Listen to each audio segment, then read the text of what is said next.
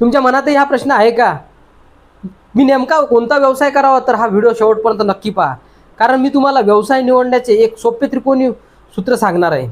नमस्कार मित्रांनो, तुमच्या सर्वांचे आपल्या सदानंद लाईव्ह चॅनलवर मनपूर्वक स्वागत आहे. आज महाराष्ट्रातील हजारो तरुण नोकरीच्या शोधात आहेत, पण त्याचवेळी लाखो संधी बाजारात पडून आहेत. फक्त त्या संधी ओळखण्याची नजर हवी. पण त्याआधी एक प्रश्न, तुम्ही व्यवसाय निवडताना स्वतःचा विचार करता की दुसऱ्याची कॉपी करता? कारण बहुतेक लोक इथेच चूक करतात. मित्राचा व्यवसाय चालतोय म्हणून आपणही तोच व्यवसाय सुरू करायचा. शेजाऱ्याने दुकान काढले म्हणून आपणही तेच दुकान काढतो. पण काही महिन्यात व्यवसाय बंद पडतो, कारण कॉपी करून व्यवसाय सुरू करता येतो, पण मोठा उद्योग उभा करता येत नाही. मग व्यवसायाची निवड कशी करावी, त्याकरता एक छोटेसे उद्योगाचे त्रिकोणी सूत्र पाहू.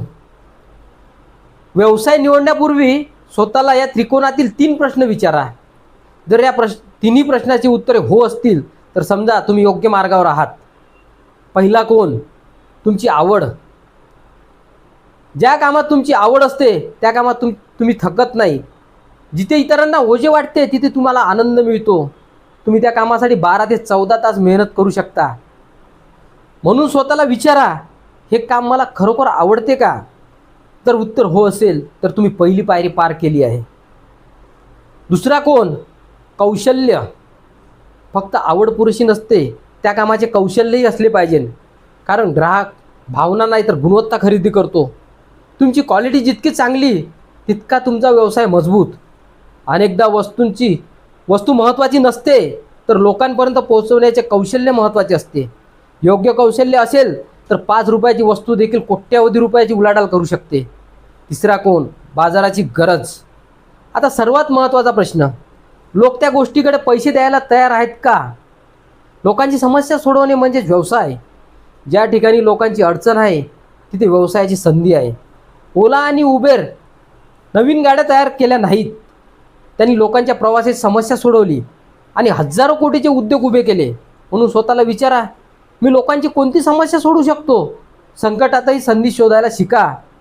मित्रांनो, हे शिकायचे असेल तर आपल्या इतिहासाकडे पहा. ज्या महाराष्ट्राच्या मातीत छत्रपती शिवाजी महाराजांचे विचार रुजले, त्या मातीतल्या तरुणाला व्यवसाय करण्याची भीती का वाटावी? 350 वर्षापूर्वी जेव्हा परकीय शक्ती समुद्रामार्गे भारतावर आक्रमण करत होत्या, तेव्हा छत्रपती शिवाजी महाराजांनी ओळखले की मजबूत आरमार उभे करणे काळाची गरज आहे. कारण ज्याचा समुद्र त्याचा व्यापार. ज्या अथांग समुद्रावर माझ्या राजाने राज्य करण्याचे धाडस दाखवले, त्या मातीतल्या आजच्या तरुणाला स्वतःचा छोटासा व्यवसाय सुरू करायचे धाडस का होईना? हा प्रत्येकाने स्वतःला विचारलाच पाहिजे. अनेक लोक संधीकडे वारंवार पाहतात पण घाबरून मागे फिरतात. पण जे लोक खोलवर जातात, समस्या समजून घेतात आणि त्यामध्ये संधी शोधतात, तेच इतिहास घडवतात. आज व्यवसायाच्या जगातही हेच सत्य आहे. जो माणूस बाजाराच्या खोलात जाऊन लोकांच्या गरजा समजून घेतो, तोच मोठा उद्योजक बनतो. आज संपूर्ण जग भारताकडे मोठी संधी म्हणून पाहत आहे. आपल्या देशाची लोकसंख्या सुमारे 140 कोटी. चला एक गणित साधे पाहूया. समजा तुम्ही फक्त 5 रुपयाची वस्तू किंवा सेवा तयार केली आणि देशातील फक्त 10% लोकांनी म्हणजे 14 कोटी लोकांनी वर्षातून फक्त एकदाच वस्तू खरेदी केली, तर 14 कोटी गुणिले 5 रुपये बरोबर 70 कोटी रुपये. होय, फक्त 5 रुपयाची वस्तू 70 कोटी रुपयाची उलाढाल. मग अजूनही आपण म्हणणार की संधी नाही? संधी भरपूर आहे. गरज आहे ती फक्त योग्य दृष्टिकोनाची. पार्लेजी वर्षानुवर्ष 5 रुपयाच्या पॅकेटने भारतीय बाजारपेठ जिंकली. साधे उत्पन्न, प्रचंड विश्वास. बालाजी वेपर्स अत्यंत छोट्या सुरुवातीतून आज हजारो कोटी रुपयाचा उद्योग उभा राहिला. त्यांनी उत्पादनापेक्षा गुणवत्ता, वितरण आणि ग्राहक विश्वास जिंकला. सर्वात महत्त्वाची गोष्ट लक्षात ठेवा, व्यवसाय कधीच लहान नसतो.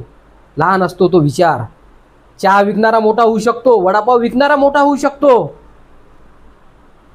तर त्याने गुणवत्ता, ब्रँड आणि ग्राहकांचा विश्वास जिंकला. त्यांनी वस्तू बदलली नाही, तर ती विकण्याची कला बदलली. आज रात्री झोपण्यापूर्वी फक्त एक प्रश्न स्वतःला विचारा, ज्या बाजाराला मी असे काय देऊ शकतो जे इतर देत नाहीत?